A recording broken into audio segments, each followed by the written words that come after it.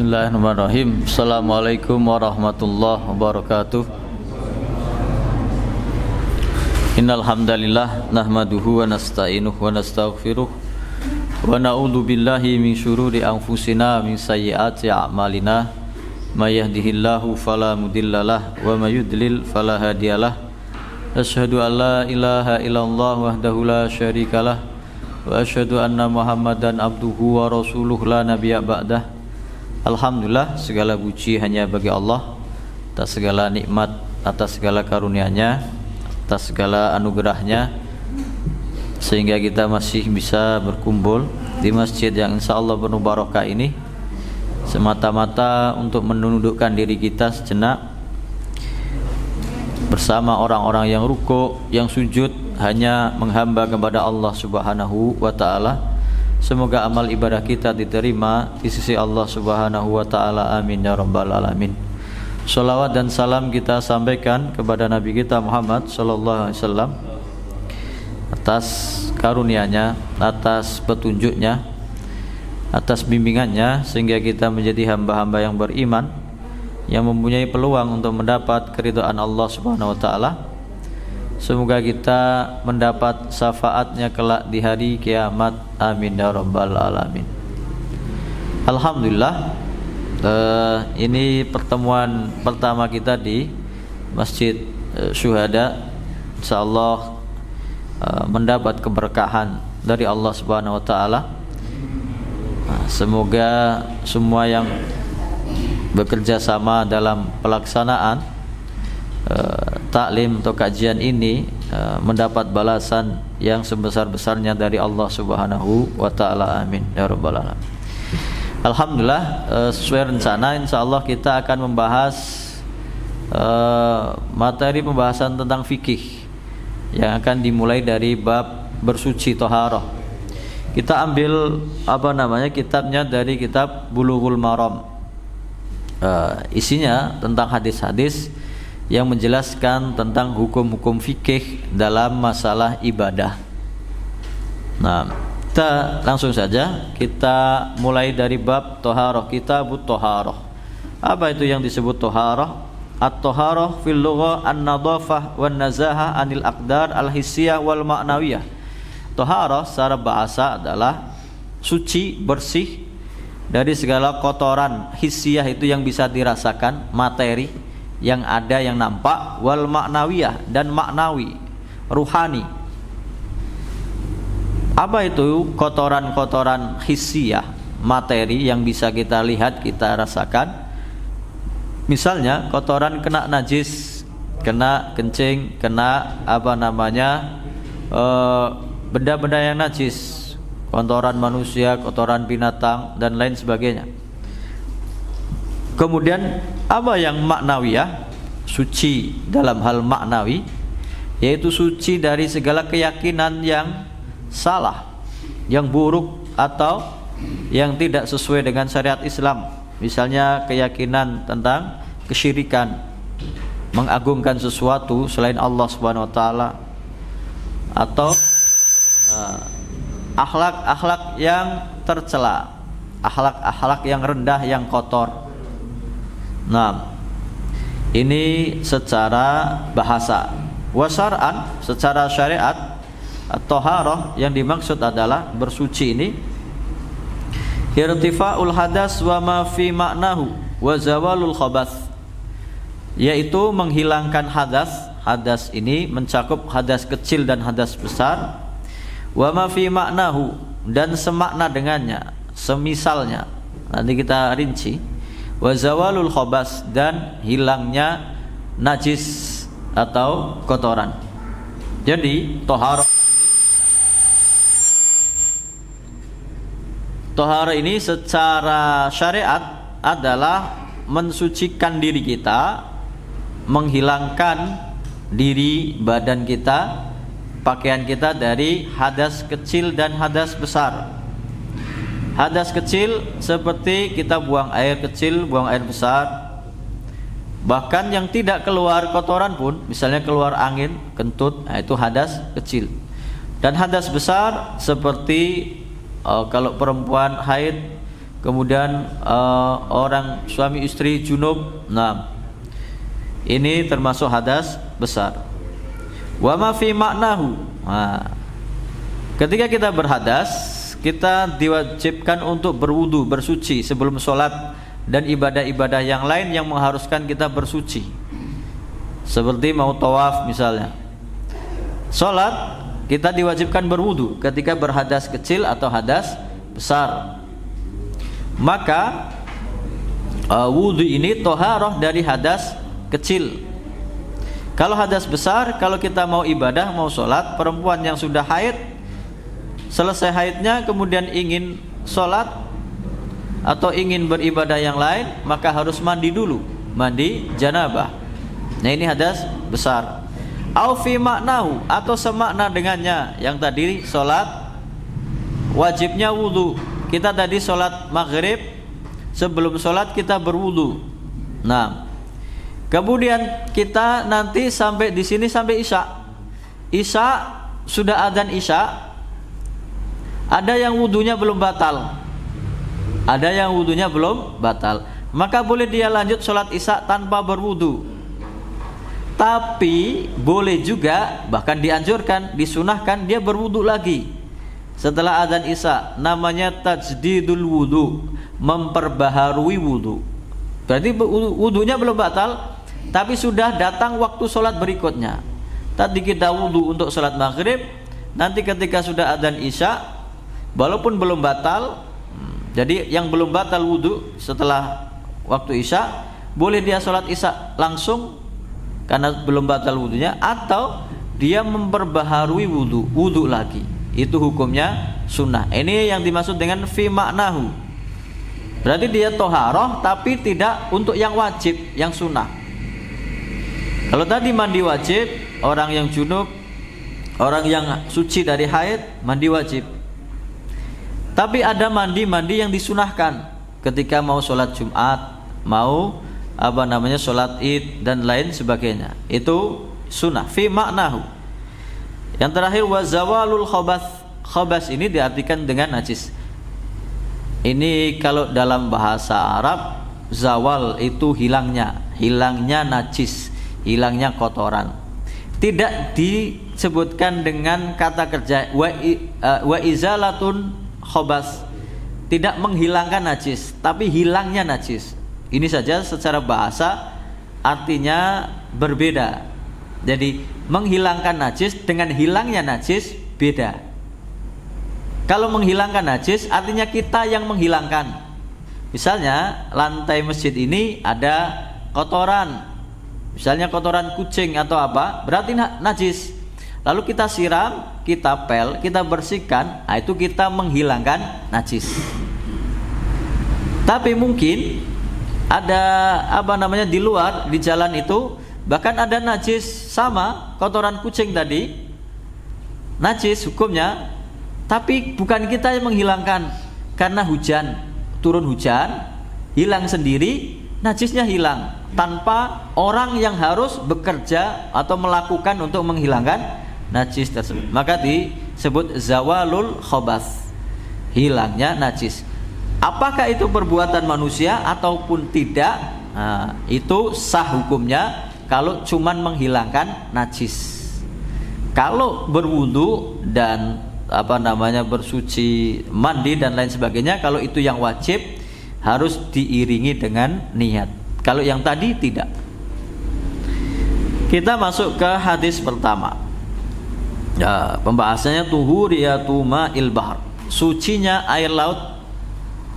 Hadisnya an Abi Hurairah radhiyallahu anhu qala Rasulullah sallallahu alaihi wasallam fil bahri huwa at-tahuru ma'uhu al-hillu maitatuhu.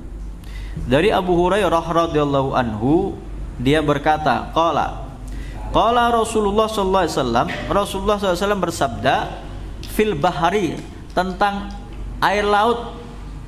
Nabi bersabda tentang khusus pembahasan tentang air laut. Nanti akan kita bacakan versi panjangnya, ini versi pendeknya. Nabi Muhammad SAW bersabda tentang air laut ini, huwa at-tahuru ma'uhu, laut itu, air laut itu, huwa at-tahuru ma'uhu, suci airnya, al-hillu maitatuhu, halal bangkainya. Ikan itu walaupun sudah mati tanpa disembelih boleh kita makan, boleh dikonsumsi. Hadis ini riwayat akhrajau al-arba'ah.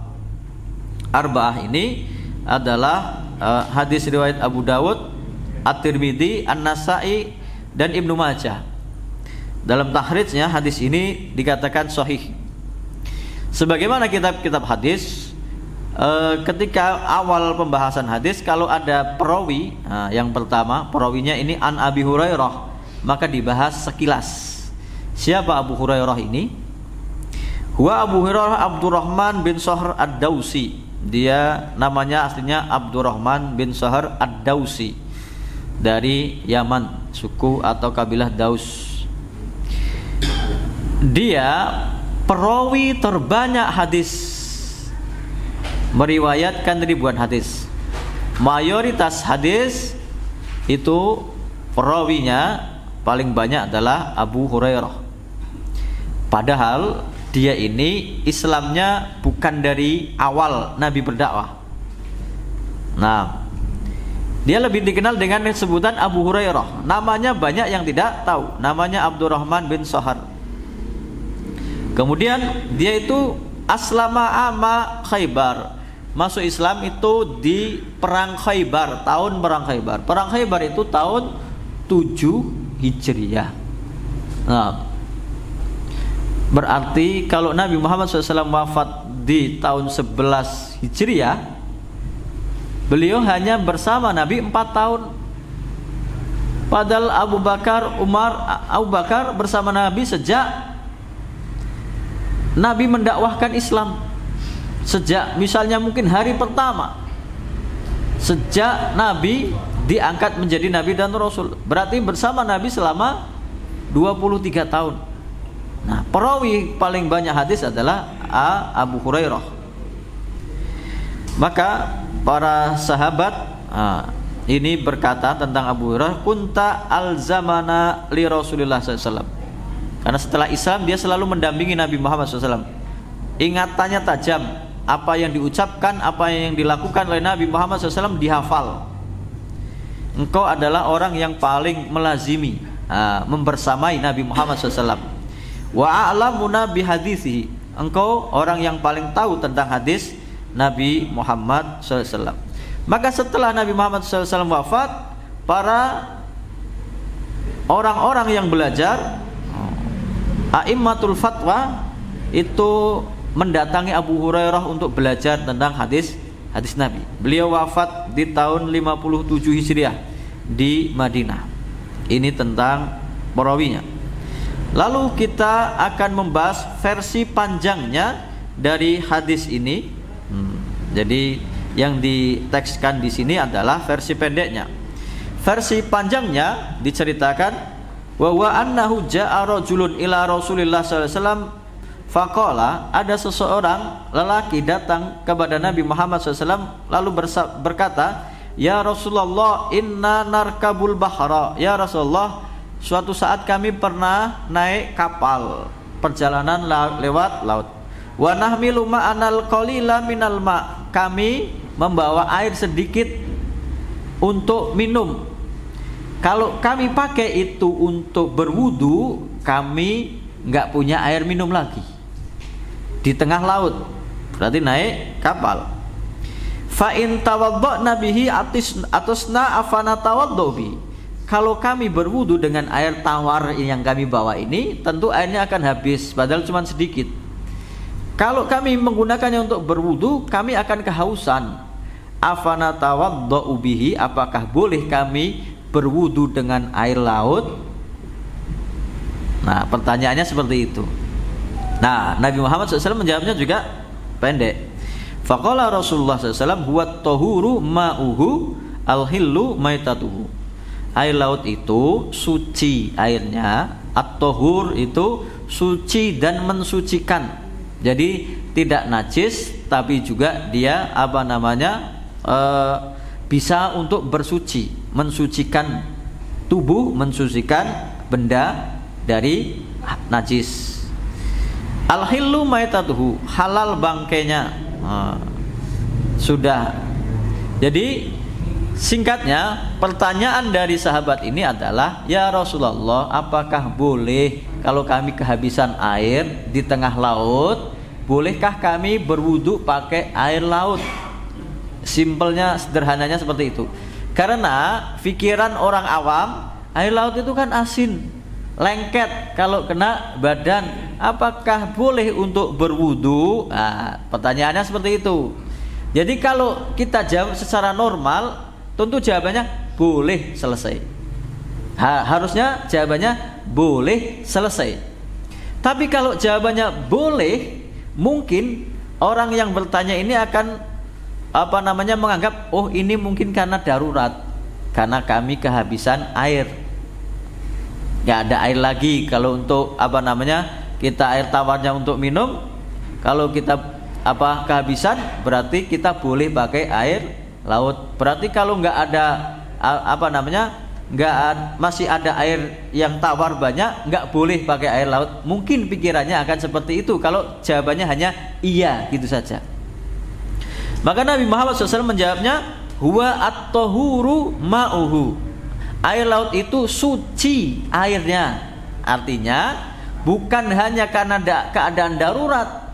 Kamu dalam keadaan biasa pun mau bersuci pakai air laut boleh hukumnya, suci dan mensucikan, tidak hanya dalam keadaan darurat. Dan ternyata Nabi Muhammad SAW menambahkan, padahal yang ditanya adalah airnya, ditambah oleh Nabi Muhammad SAW, wat tahuru ma'uhu al-hillu maitatuhu. Dia itu, air laut itu suci airnya, halal bangkainya. Bangkai yang dimaksud adalah binatang yang mati, bukan disembelih secara syar'i. Tapi yang dimaksud dengan di sini bangkai di sini adalah binatang yang hidupnya di laut. Bukan misalnya kambing kecemplung laut, nah itu jadi bangkai di laut. Halal tidak. Aslinya yang dimaksud adalah binatang yang hidup di laut, ikan, udang, semua yang hidup di laut ketika mati tanpa disembelih pun halal bangkainya. Ini menunjukkan bahwasanya air itu aslinya, semua air yang asli yang masih disebut sebagai air adalah suci, yang berubah, belum berganti dengan istilah-istilah yang lain. Maka dalam pembahasan yang lain, air yang suci ini, air yang dibolehkan untuk kita gunakan untuk berwudu atau bersuci ini dibagi menjadi 7. Air yang suci ini ada 7. Air yang bisa digunakan untuk bersuci, ma'us sama, air hujan, ma'ul bahr, air laut, ma'ul nahar, air sungai, ma'ul bi'r, air sumur, ma'ul ain, air dari mata air, wa ma'us salji, air dari salju, wa ma'ul barat, dan air embun. Semua yang melekat nama air yang murni tadi, semuanya boleh digunakan untuk bersuci, berwudu, mandi, atau mencuci pakaian yang kena najis aslinya. Tapi kalau sudah bukan air yang asli, misalnya air tebu, air kelapa, berarti itu bukan air murni, berarti tidak boleh digunakan. Oh, itu kan air kelapa kalau dikumpulkan bisa 1 ember, apakah boleh untuk berwudu? Tidak. Air tebu, namanya saja air tebu, bukan air murni, maka tidak bisa digunakan untuk bersuci. Nah, kemudian ini menunjukkan bahwasanya Nabi Muhammad SAW memperhatikan orang yang bertanya kepadanya. Walaupun pertanyaannya 1, tapi jawabannya 2. Padahal yang kedua ini tentang halal bangkainya, tidak ditanyakan oleh orang tersebut. Tapi ini perlu, penting, karena tentang hukum untuk dimakan, apa yang dihalalkan dan apa yang diharamkan. Ini hadis yang pertama, menunjukkan sucinya air laut. Berarti kalau dalam keadaan di laut atau di tepi laut, kita kekeringan, nggak ada air di daratan, mau berwudu pakai air laut, boleh-boleh saja. Nah, yang kedua, al-aslu fil ma'i thaharah. Asli dari semua air yang 7 tadi, aslinya suci kalau belum kecampuran, belum kesentuh apa-apa. Hadis berikutnya, hadis yang kedua, an Abi Sa'id Al-Khudri radhiyallahu anhu qala Rasulullah sallallahu alaihi wasallam innal ma'a tahurun la yunajjisuhu syai'un. Dari Abu Sa'id Al-Khudri radhiyallahu anhu qala, dia berkata, qala Rasulullah sallallahu alaihi wasallam, Rasulullah sallallahu alaihi wasallam bersabda, innal ma'a tahurun la yunajjisuhu syai'un. Air itu aslinya suci dan tidak ada yang menajiskannya sesuatu apapun. Ini hadisnya riwayat, kalau tadi arba'ah ada Ibnu Majah di situ, kalau ini cuma 3, salasa, akhrajahu salasa, riwayat Abu Dawud, At-Tirmidzi dan Nasa'i, dan disahihkan oleh Imam Ahmad. Abu Sa'id Al-Khudri adalah sahabat yang ada di Madinah, Al-Ansor. Ketika Nabi Muhammad SAW datang ke Madinah, Abu Sa'id Al-Khudri ini masih kecil. Jadi ketika perang Badar, perang Uhud, daftar mau ikut perang nggak boleh karena masih kecil. Dia ikut perang bersama Nabi Muhammad SAW. Dalam hidup Nabi, dia ikut 12 kali peperangan bersama Nabi Muhammad SAW. Pertama kali dia ikut perang adalah perang Khandaq.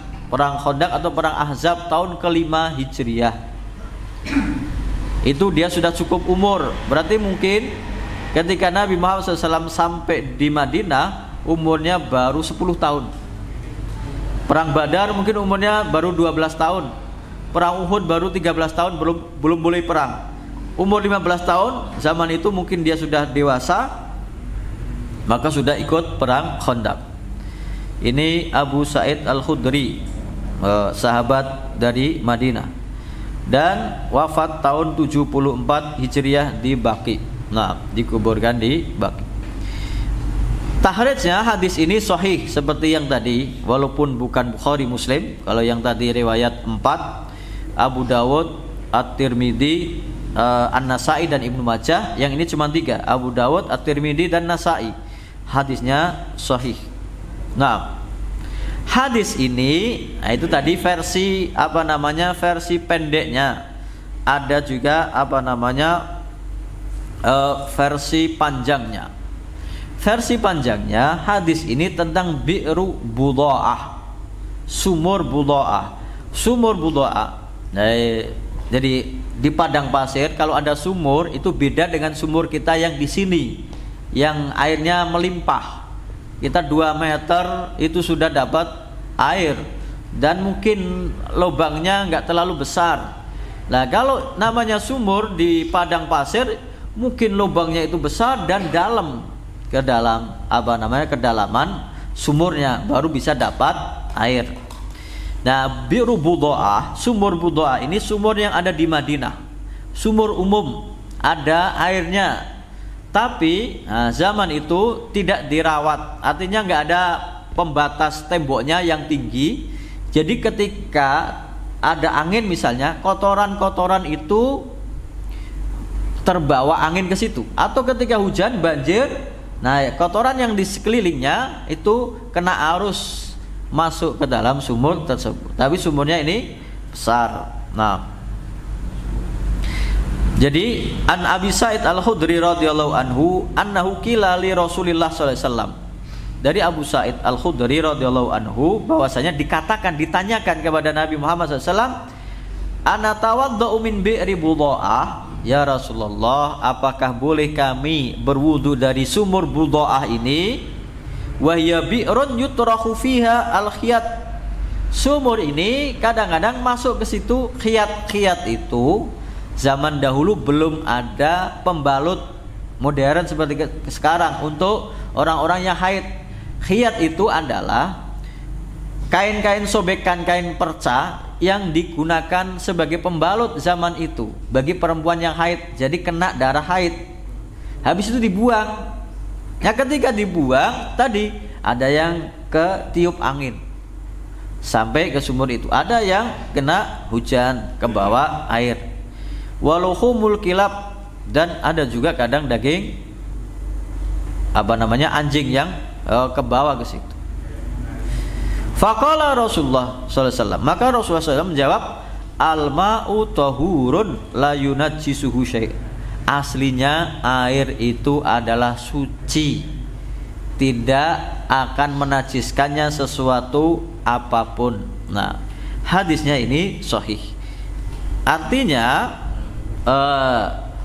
air itu selama tidak berubah warna, bau, dan rasanya karena najis, maka masih dianggap suci. Bahkan diriwayatkan Nabi Muhammad SAW juga berwudu dengan air dari bi'ru budo'ah ini, sumur budo'ah ini.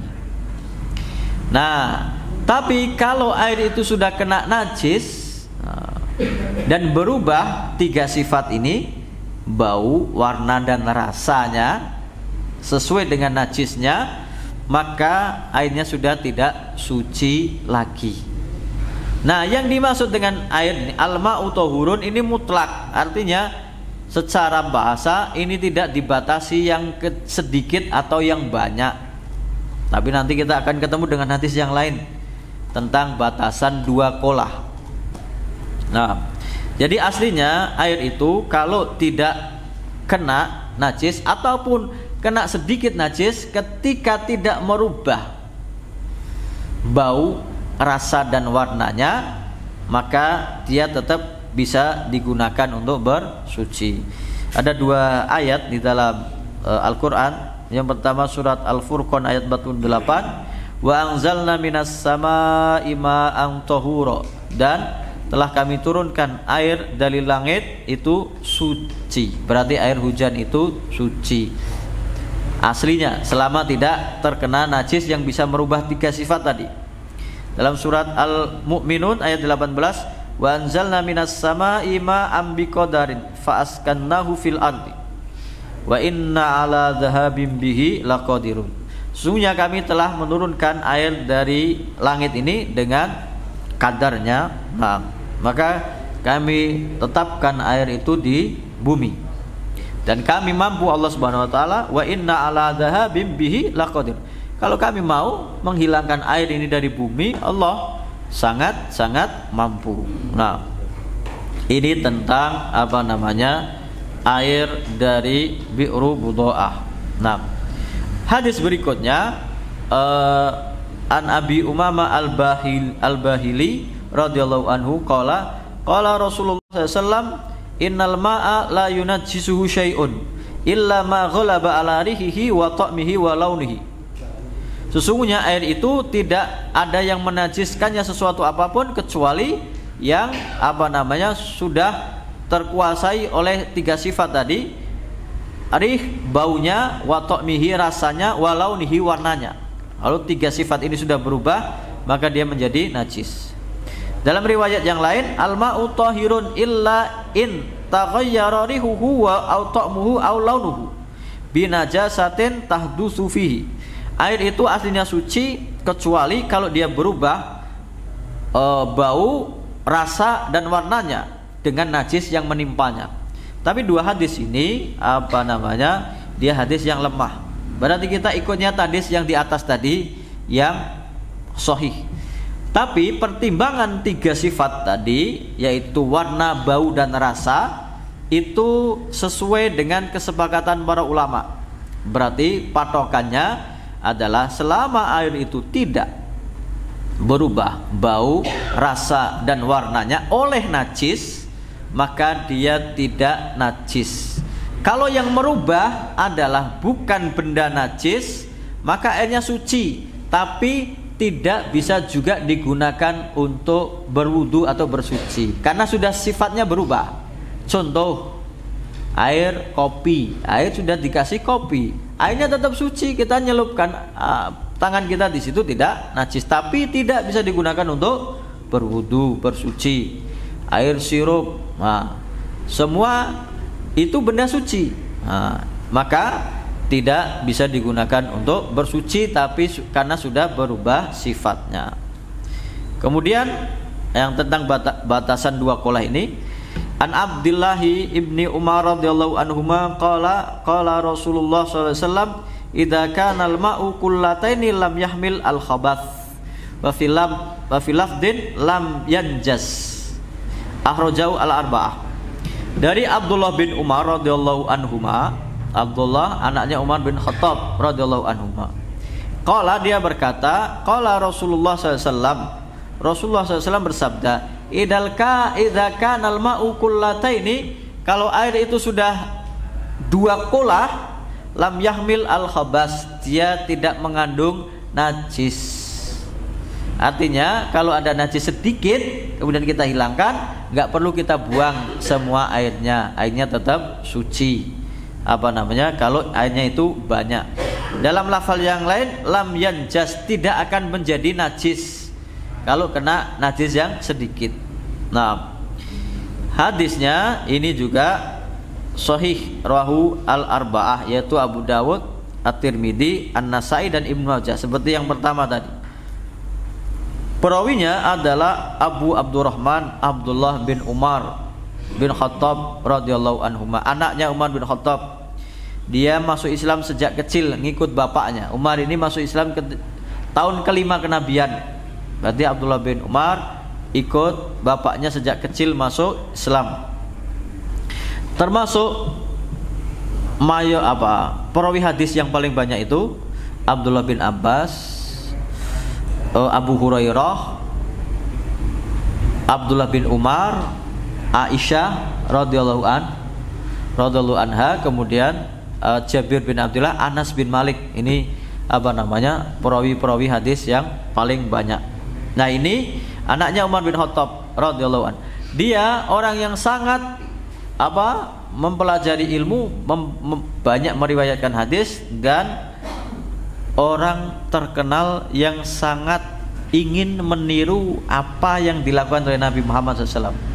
Jadi Ibnu Umar ini, Abdullah bin Umar, kan dia melihat Nabi, membersamai Nabi, ikut Nabi perang, ikut Nabi pergi, ikut Nabi kemana-mana, mengamati.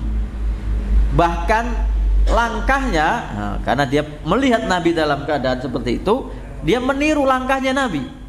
Misalnya Nabi pergi ke suatu tempat, Nabi berhenti di mana, kalau dia pergi ke tempat itu dia akan berhenti di mana Nabi berhenti. Sampai segitunya dia meniru Nabi Muhammad SAW. Bahkan bukan dalam urusan ibadah. Jadi orang yang sangat menjaga sunnah Nabi Muhammad SAW. Nah, kita balik ke hadisnya. Idza kana al-ma'u kullataini lam yahmil al-khabas. Kalau air itu sudah sebanyak dua qolah, definisi qolah zaman dahulu adalah kayak gentong zaman kita sekarang. Jadi tempat air yang sangat besar. Nah, ini dua qolah. Secara singkatnya, menurut perkiraan, karena tidak ada kepastian ukurannya, secara pastinya detailnya tidak ada, tapi didefinisikan oleh para ulama dalam madhab Syafi'i, kurang lebih dua qolah ini adalah sekitar 307 liter. 307 liter. Berarti kalau 3 meter itu mungkin sudah mencukupi dua qolah tersebut. Nah, berarti kalau airnya ini banyak, ikut tadi kepada hadis yang pertama tadi, air itu asalnya suci, tidak akan berubah menjadi najis kalau najisnya ini sedikit, apalagi airnya sudah dua qolah dan tidak berubah warna, bau dan rasanya. Makanya zaman dahulu dan masjid-masjid yang besar, masjid-masjid dahulu masih kita dapati tempat wudhunya itu qolah yang sangat besar. Berarti kalau kita berwudhu, kita celupkan tangan kita langsung ke dalamnya, itu tidak merubah airnya, karena airnya sudah lebih dari dua qolah, makanya tetap suci. Beda kalau airnya mungkin sedikit, nah, akan berubah hukumnya kalau kena najis. Nah, ini menunjukkan batasan kalau air itu banyak tidak mengandung najis. Artinya najisnya tidak merubah kualitas air tersebut, tidak dihukumi menjadi air yang najis yang tidak tidak boleh digunakan untuk berwudu atau bersuci. Nah, mungkin ini yang bisa kita bahas sekilas tentang macam-macam air dan batasan air tentang bersuci. Pembahasan berikutnya tentang menggunakan air tersebut. Nah, mungkin kita jeda sebentar. Insyaallah silakan yang ingin ditanyakan kita persilahkan.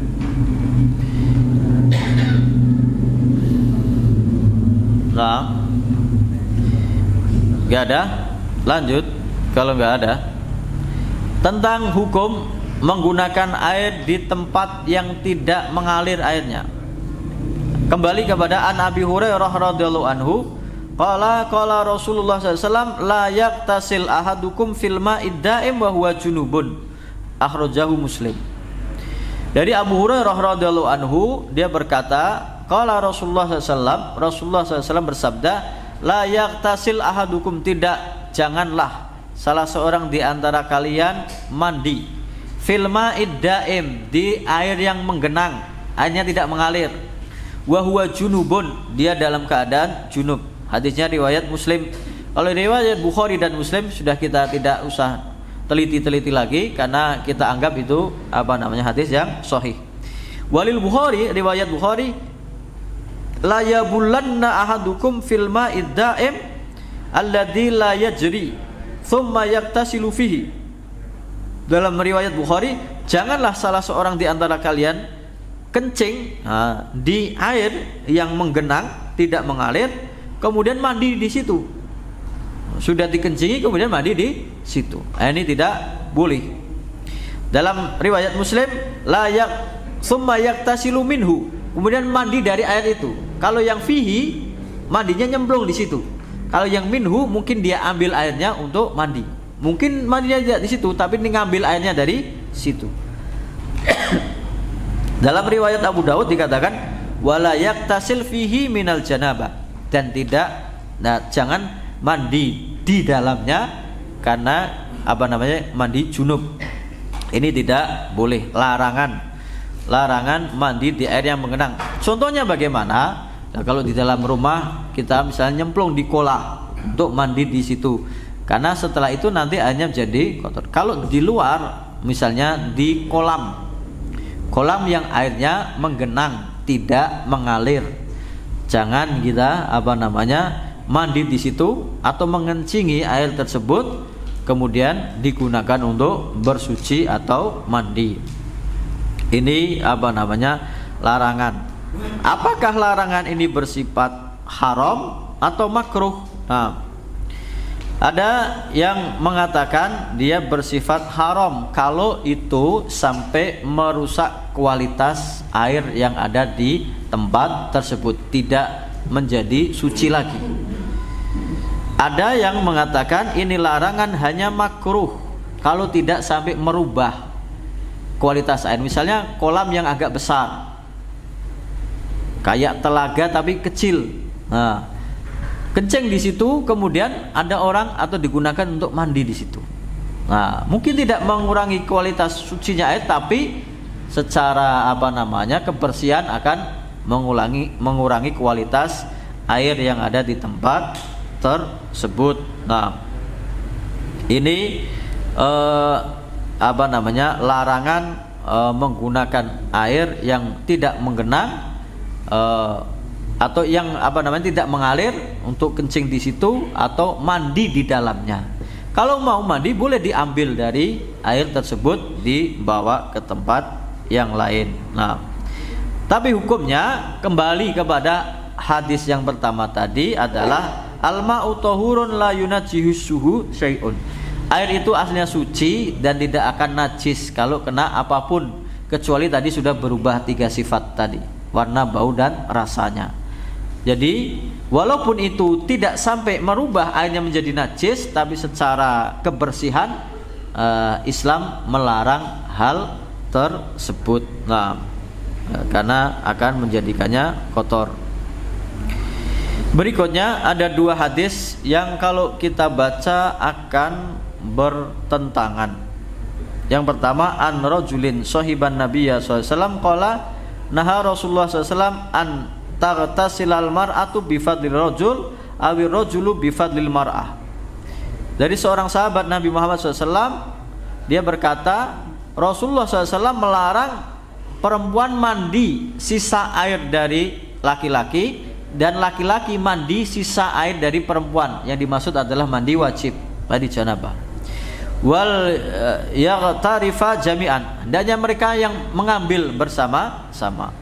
Ini hadisnya riwayat Abu Dawud, Nasai, sanadnya sahih.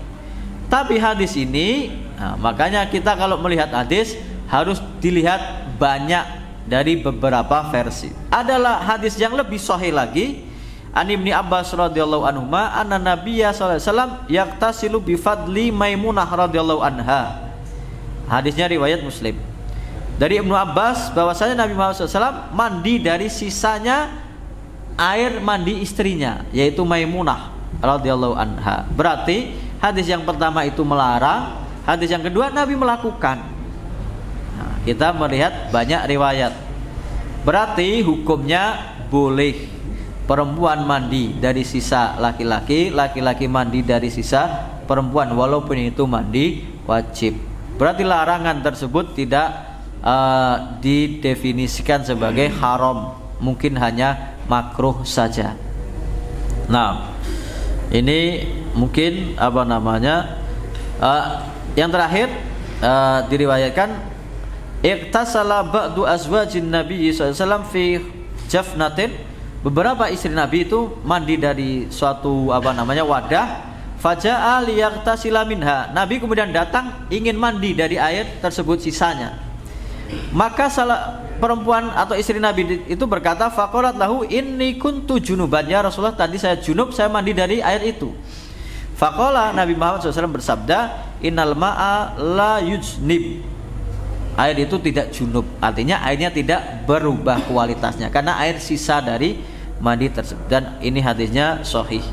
Berarti tidak ada larangan dalam hal memakai air dari sisa laki-laki atau perempuan. Wallahu ta'ala a'lam. Mungkin ini yang bisa kita bahas.